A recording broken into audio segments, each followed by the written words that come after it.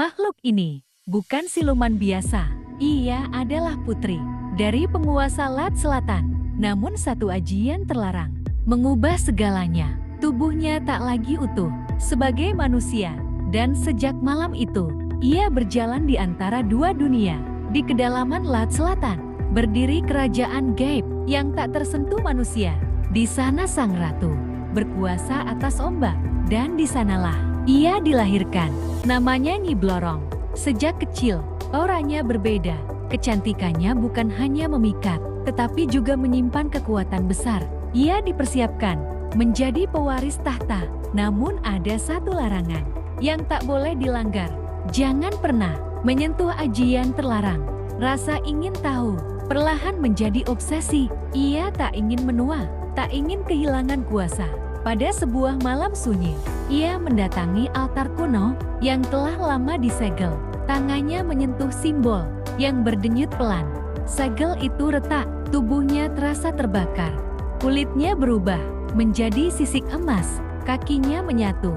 Dalam sekejap, ia tak lagi sepenuhnya manusia. Ajian itu bukan memberi keabadian, melainkan kutukan yang tak berakhir. Sejak malam itu, takdirnya berubah. Ia tidak diusir, ia diberi tugas naik ke dunia manusia, mencari mereka yang dikuasai keserakahan.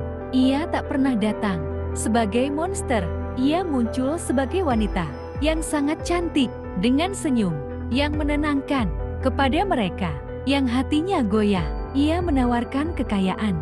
Emas datang tanpa dicari, hidup berubah dalam sekejap. Namun setiap pemberian adalah ikatan. Dan setiap ikatan selalu meminta harga. Saat waktu penagihan tiba, orang-orang mulai menghilang. Musibah datang tanpa sebab, dan banyak yang terlambat menyadari bahwa mereka telah membuat perjanjian dengan putri kegelapan.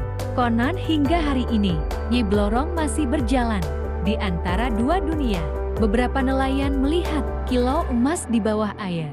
Ada yang bersumpah pernah bertemu wanita cantik di pantai sepi, sebelum sosok itu menghilang ditelan kabut. Karena terkadang bukan ia yang memburu manusia, melainkan manusia sendiri yang memanggilnya. Dan jika suatu hari kekayaan datang terlalu mudah, mungkin itu bukan keberuntungan, mungkin seseorang sedang menunggu untuk menagihnya.